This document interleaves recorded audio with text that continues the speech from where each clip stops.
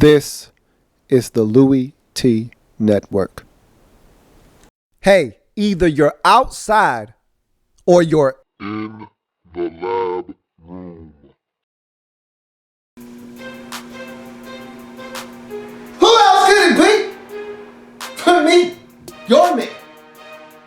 Louie T, welcome. You are in the lab room. Of course, I am your host, Louie. Thank you for joining me. This is the NFL Draft Prospects 101, your guide to some of the biggest and the hottest names of the 2015 NFL Draft.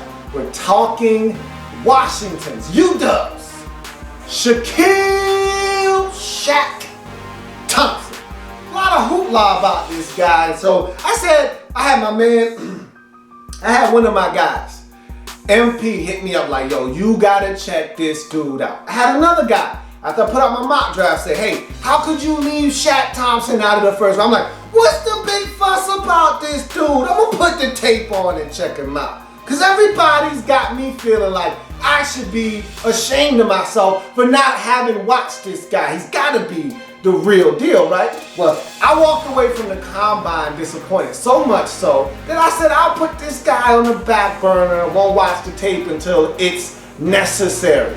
Now it's necessary. I'm putting the tape on, and this is what I found. Let's jump into his pros and talk about Shaq Thompson. Fluid movement, that's the first thing that I saw.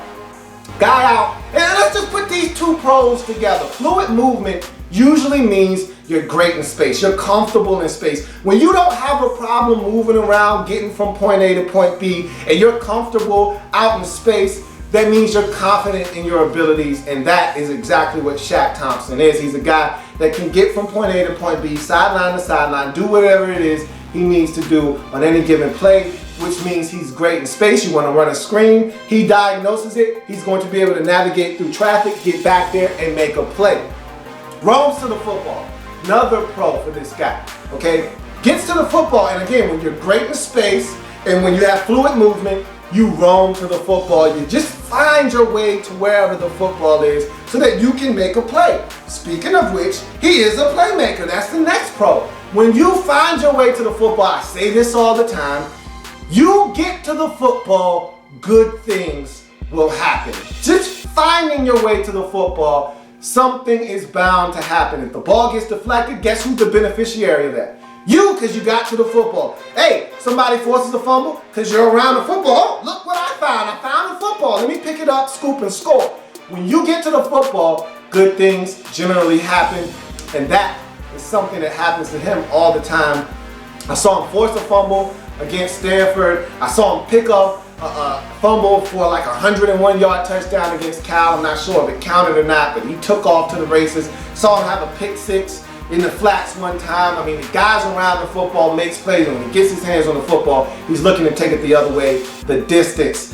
Can be a short tackler and is a heavy hitter. I like the fact that when he needs to be, he can break down, wrap a guy up, get him on the ground, but when he gets the chance for a kill shot, best believe he's gonna take it and try to knock your block off. Again, gotta be physical sometimes, but you gotta know when to say when. Friends know when to say when.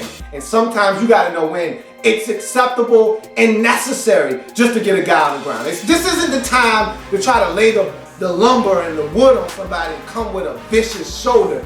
This is the time to wrap up, get your form on, break it down. Come on now, break it down, and get a guy, get his legs, shoot the cuffs, get him on the ground. And he knows when to do that. And when I got help, I got guys around, so if I blow this, I can come with this nice, vicious shoulder, and if it doesn't work, if he bounces off, I got two guys behind me, they'll back me up, they'll get him on the ground. So, like the fact that he knows when to say when. Let's get to the cons though, because for all of the hoopla, for everybody telling me I needed to watch tape on this guy, there were some things that really disappointed me about Shaq Thompson. Okay, let's start with his size. This isn't a disappointment because I already knew this going into the tape. At 6 feet, 228 pounds, he's a tweener. Now, it's funny because you asked a couple of guys with football acumen, right? What's his best position? Because he was a two-way player at UW. He played running back, he played linebacker, he would line up at safety. I saw that a couple of times on tape. He's everywhere. You ask them what's his best position without hesitation. They say running back. They don't even mention him on the defensive side of football. They say running back's his best position. So I'm like, damn, okay. Didn't expect you to say that, but all right. That means he's an athlete. So that's what that means. But you ask him what position he wants to play. He wants to play linebacker. He's hell-bent on playing linebacker. Well, at 228, he's not that far off. I mean, look, the way the NFL is going, you see these guys that are 235, 237 pounds when they get drafted. He's going to need to put on some weight.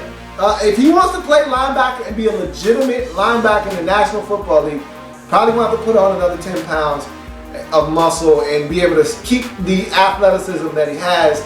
And if he can do that, maybe he'll be able to sustain a career at linebacker. But I'm going to tell you right now, he doesn't control anything. And if a team drafts him and say, hey, you playing safety partner, he better get ready mentally to turn that switch on and say, all right, I got to learn this safety position. This is where they want me to play. This is how I'm going to make my bones in the National Football League. If he's not willing to do that, he will find his way out of this league very quickly. So hopefully he's got the right attitude because, again, if they don't think linebacker is for him, and he thinks it is for him, and they draft him, you don't have a say-so in the matter, partner. You playing whatever they tell you to play. Strap it up and get ready and learn to do whatever it is they're asking you to do. Not extremely physical at the point of attack. Very disappointed in him at the point of attack. There was one game, I watched him against Cal, okay? And some obscure guard. I don't know the guy. I just seen him, and it's never good when I can't see you anymore, okay? So they run the football, and this guard comes shooting off the ball, and here comes Shaq Thompson being nosy around the line of scrimmage, and this guard dump trucks him, literally picks him up, runs him about 15 yards off the ball. I can't even see the man. After 13, I couldn't even see the young man anymore. I'm like, where's 7 at? What the hell is number 7? His ass is off the screen somewhere. Not physical at the point of attack. And it was numerous times when he would get blown out of the gap. When you're 6 feet, 228 pounds, what the hell do you think is going to happen when a team decides to run right at you? You're going to get your ass moved out of the way. He's not big enough. He's not physical enough at the point of attack.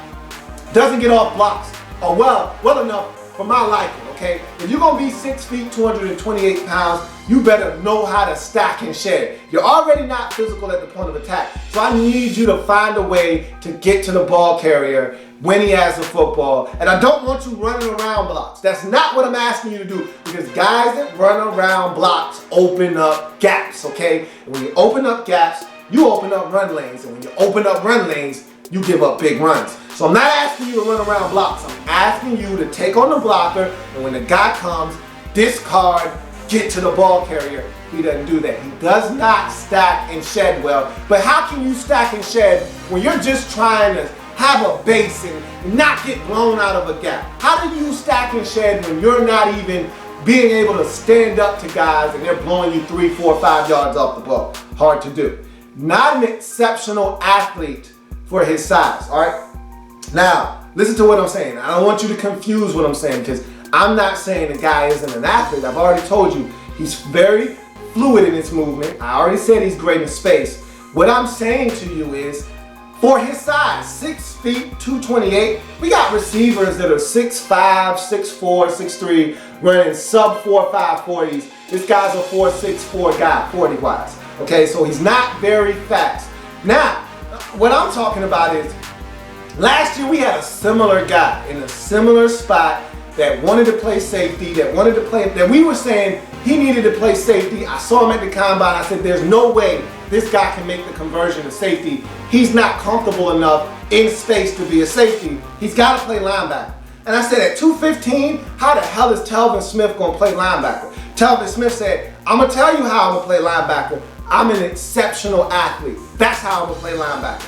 I'm going to use my speed to my advantage before offensive linemen can even react. I'm going to get to the football, I'm going to get to the ball carrier, and I'm going to get him on the ground. I'm going to make plays because of my speed. I'm going to do the same exact thing I did at Florida State. So he proved me wrong because I didn't think he could do it. But Telvin Smith had a whale of a season in Jacksonville. And it's because he's an exceptional athlete.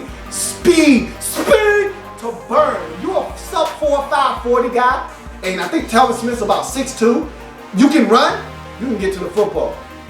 Shaq Thompson is not that guy. At 6 feet, 4'6", 40, he's not beating any offensive lineman to the football. He's not getting where he needs to be fast enough. Nobody's afraid of his speed. Nobody's afraid of him being able to beat them to the point of attack and get there before they can and make a play on the football. And so I question whether he can be Telvin Smith 2.0. Telvin Smith's a rare breed. I do not think Shaq Thompson is that player, and I don't feel bad for leaving him out of the first round. And I'll be very interested to see where this guy lands and how they decide to use him. I don't think he's a 3-4 linebacker. I think he has to play in a 4-3 defense. I think he needs to be a weak side linebacker, checking tight ends and checking guys on the outside. I don't think he's a strong side linebacker. I think he's a weak side. And maybe he'll flourish in that role. We'll see. But that's my assessment of Shaq Thompson. There's a lot here that I don't like, and there's some things that I do like. And we'll see if a team can find a way to highlight his strengths and minimize the weaknesses. That's Shaq Thompson's Draft Prospects 101 breakdown. If it happens in the National Football League, whether big or small, we cover it all here in the lab room. Come back and join me as I break down anything and everything in the National Football League. I will be back. There's plenty more where that came from. While you're here, subscribe to the channel. If you want more Louie T, be sure to follow me on Twitter at @InTheLabRoom, or you can like the Facebook page at In the Lab Room. That's In the Lab Room on Facebook and at In the Lab Room on Twitter. Don't forget, subscribe to the channel if you haven't already done so.